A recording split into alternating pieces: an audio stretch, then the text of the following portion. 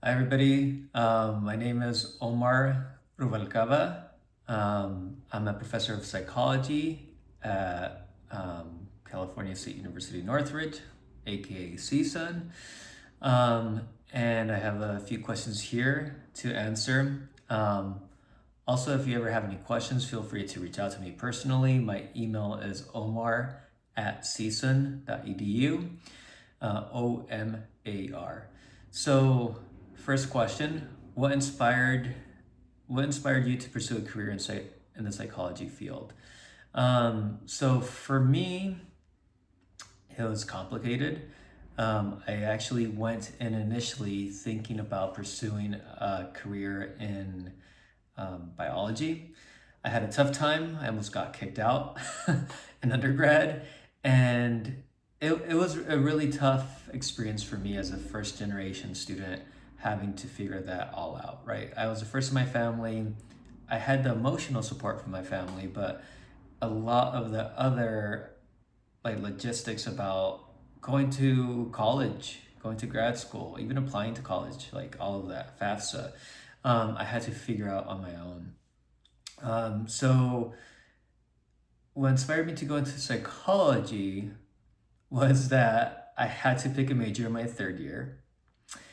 And by taking some classes in psychology and education, so my minor was in education, I realized that the education field, right, research in education, right, looking at school systems at kindergarten through high school and beyond, right, even undergrad, I realized that they did research that looked at equity issues related to access to STEM careers, right? Science careers, programming, using technology to support education, including video games, right? So I cared about that kind of stuff a lot. Um, and I realized that in that field, they used APA style and psychological methods for research, right? So it's kind of a roundabout way. It's a longer story, right? But for me, it went from almost getting kicked out, changing a bunch of majors, landing on psychology because I thought I could gain the tools from psychology to do research and education. But there was a time in between where I was just focusing on like, I just want to graduate. I want to get a job. I didn't think about grad school until like the second to last year. And that was its own story, right? That was a long story about how I kind of gained the confidence to really think about pursuing that field. So when I actually went to applying to PhDs, I decided to apply to development psychology because an advisor I had, not an academic advisor, but a faculty member I worked with in her research lab, um, encouraged me to apply to work with a specific researcher in development psychology. Her name is Barbara Rogoff, because she did psychological work, but she looked at culture, right? And to me back then, I thought in psychology, people don't look at culture, they don't look at equity, they don't look at social justice, but that's not the case, right? It's just what I was exposed to up to that point. So I applied to a psychology PhD and I got in, and that's its own journey, right? In terms of me figuring out what I wanted to do as a researcher once I got into a PhD. So for me, to sum it up, it was about helping people, it was about equity, it was about social justice, but really what it boiled down to was helping people through research. Um, let's see, second question. Reflecting on your journey, what do you wish you had known before entering your profession? I will say I got lucky, but one thing I would advise you to look into is, and being careful with, is how much debt you're taking on, right? I'm okay now, but I know people who are not okay because they took on too much debt. And as a first generation student, we kind of, not kind of, we do hear the story of just study and things will work out. It's almost religious in a way. It's just, if you study, it will happen. And I do think it's important for all students to go to college. I'm not against that. I don't believe I do think college is a way to move up in terms of having more resources, more opportunities, and if your goal is helping people, to do that too. Um, but going into it informed, knowing how much debt you're taking on, and having a plan for paying that off, right? Knowing what kind of careers you're going to get into, or you're going to have the option of getting into, what kind of jobs, how much they pay, versus how much loans you're taking on. And I think my mentality, especially at the undergraduate level, was like, well, they're offering me the loan. They wouldn't be offering me the loan if I didn't need it. So I took as much as I could. I would say live as if you can, if it's a healthy situation and if your parents can help you out, live. And if you're in a situation where you have the option, right? Live at home as long as you can, even when you finish and you're working, so you can save up money to be in an okay position long term. It won't be great in terms of dating and social life and all that stuff, right? But see what you can figure out. And sometimes if it's a toxic situation at home, I don't, people have different situations at home. Maybe you don't have the option. Maybe you're an older student, right? It's different situations, right? But try to save as much money on rent and living expenses as possible. So I wish I had known that early on, right? Because it's easy to get a bunch of debt and take all the loans they offer you. Um, I also wish I had known that once you choose a direction, like for me, it was developmental psychology, right? PhD. That's not your final choice, right? You haven't, like, that's not the end of it. Um, Once you go into a field, there's a lot more options. And I thought, oh, you choose a direction and you're done, right? Like this is the work you do. But once you go in there, you realize, oh, there's more options. There's more paths within that career. So for example, I went into developmental psychology, and I had this interest in tech, and I thought, well, I'm kind of giving up on that. But no, in developmental psychology, researchers look at how technology is related to children's development. And I incorporated culture into that, right? So there's a way to bring in all your interests and different paths within any career, right? At some point, you just have to make a decision and choose the best option that you think at the time is the best fit for you. But that doesn't mean you have to give up on other interests that you have. Um, okay, next question. What type of experience such as internships, jobs, student clubs, or volunteer opportunities would you recommend for junior transfer students interested in pursuing a career in the psychology field? The tough part for students getting that experience they need before they apply to grad school or even jobs is a lot of it is volunteer work, right? Oftentimes you'll hear people complain like, how am I supposed to get the experience if I haven't had a job when I apply, right? You'll see these job applications that have requirements. They'll say like 2 years of experience. How do you get that experience? It's your first job you're applying to. You got to volunteer, and that you do that volunteer work in the field that's most related to what you want to do. If you want to do social work or an MFT and work with kids, volunteer in a school program. It's ideal, it's better if you can get paid for it, right? So see if you can get paid for it by getting a job at the school. You could be a TA, you could be working an after school program, something where you're getting paid. At least it's better than volunteer work. But there are some fields, where you don't have the option of getting paid, at least most of the time. So if you want to pursue a PhD, you should be looking into getting research experience. And that means outside of the coursework you're doing. That doesn't count as much. You want to get into a research lab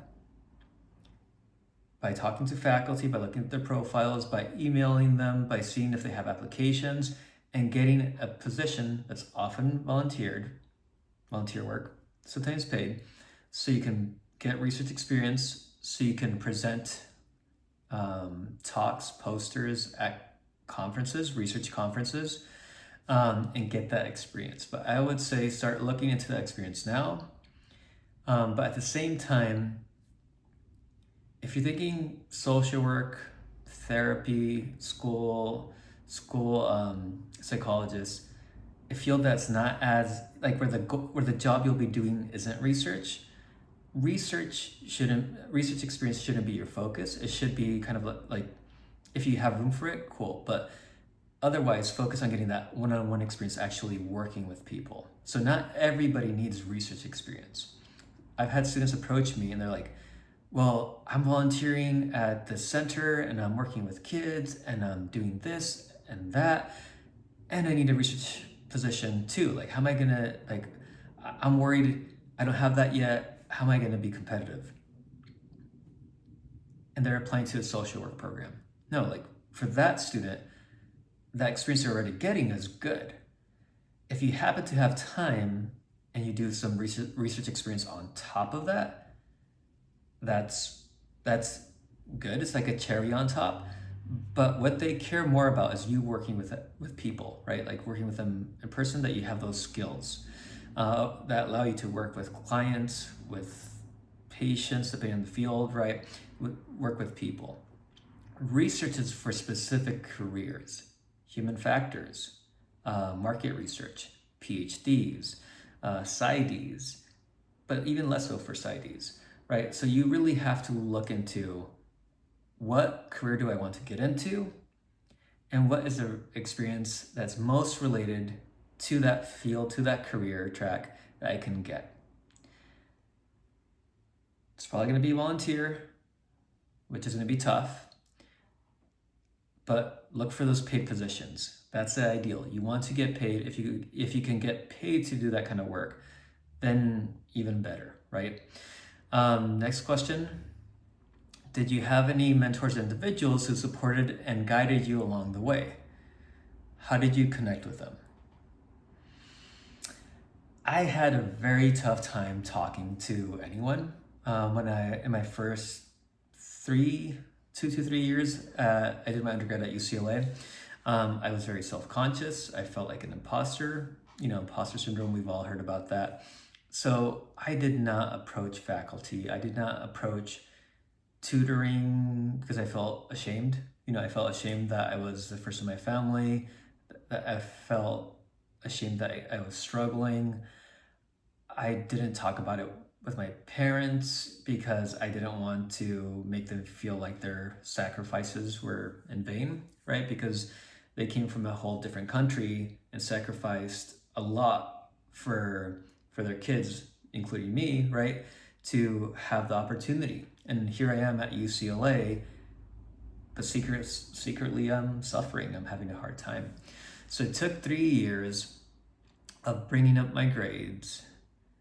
It took some experimentation in class of talking. Talking was tough for me in class. I was embarrassed. I was like, would I have to share even valuable? Very self-conscious. And that's kind of where it started, me talking in class. And from talking, I got a little bit more confident. And I applied to a research assistant position where I work more closely with graduate students, PhD students. And there I got a little bit more confident.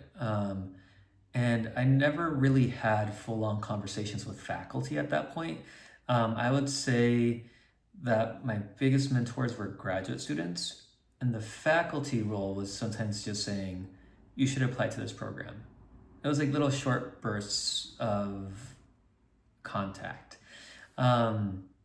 So it took a lot of effort. It took some time for me to grow into myself. My advice for CSUN students is just to come by office hours, try to talk. If you have try to talk to the faculty, talk about the class, talk about their profession, ask them questions, be prepared to answer questions. And I don't mean you should have the answers for everything, but a faculty member is going to ask you, oh, what are you thinking of studying? Oh, tell me why. And that, as a student, might feel scary because they're asking you, and you might feel like they're asking you to prove yourself. show me how much you know. Show me why you chose this. It sounds like that almost, right? But I'm asking because I want to know how I can support you. I want to understand what your goal is, where you're coming from, why you're doing this, so I can understand my role in this conversation and how I can best help you, right? Not all faculty are like that. Some people might be harder to talk to and approach. And that's okay. It's just people have different personalities. Try it with another faculty. Don't give up based on one negative experience. I'm talking a lot here, but what are some of the biggest challenges and most rewarding aspects of this profession? So, as a professor, I'll start with the rewarding aspects. I'm a tenured professor, so look that up, what tenure means, but essentially it means I have a job for life. So I have job security. I have the flexibility, I have a daughter, to be there for her whenever I need to. I can change my schedule as long as it's not my class, right? The lecture, like any scheduled classes. But I can change most of my schedule to be the best dad I can be, to be the best son, the best friend, the best partner, and I really do value that flexibility a lot, right? I also have the flexibility to teach however I want, whatever I want, not whatever I want, but like I can teach the classes in my own style, as long as I'm fulfilling the requirements of that class. I could do whatever research I find interesting in my research lab. So not the class I teach. The research lab is just a research team that I lead to do research projects that hopefully eventually get published, and at least get submitted to and presented at conferences, right? So I love the flexibility of this job, right? And the job security. It does help. The toughest part was getting to the point of having tenure. 5 years of undergrad, it just took me a while. 8 years of my PhD. So I took 5 years instead of 4 for undergrad. PhD, at least the one I went to, is about 5 to 7. So I took a year or two longer than most people. And there was times where I felt like I'm too old. I'm older than other people, but it's just how long I took, And then once I was hired at CSUN, it was about 5 years before I got tenure, right? So the toughest part was psychological. The toughest part was just how draining it is to pursue this kind of career. Like, it's a lot of time, it's a lot of investment.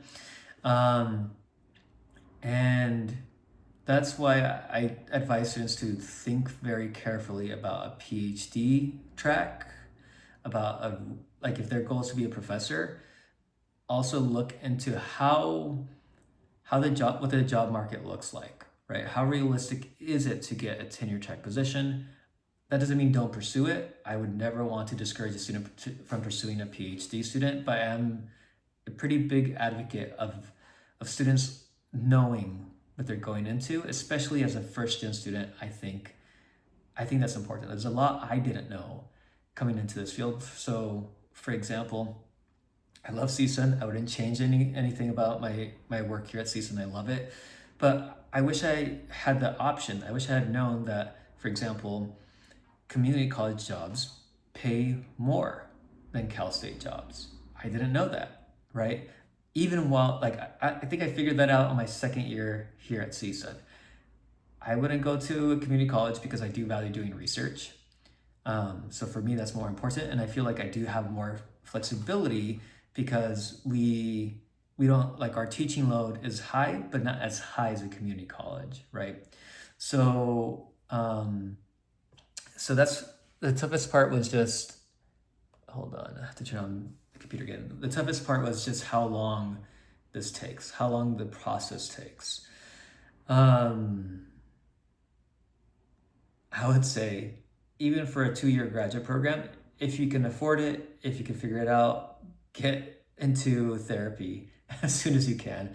It might be funny, right? But it did help. There was some times where I just needed to be reminded that I can do this, that I've chosen to stay in grad school. Like towards the end of finishing my PhD, I was having a hard time.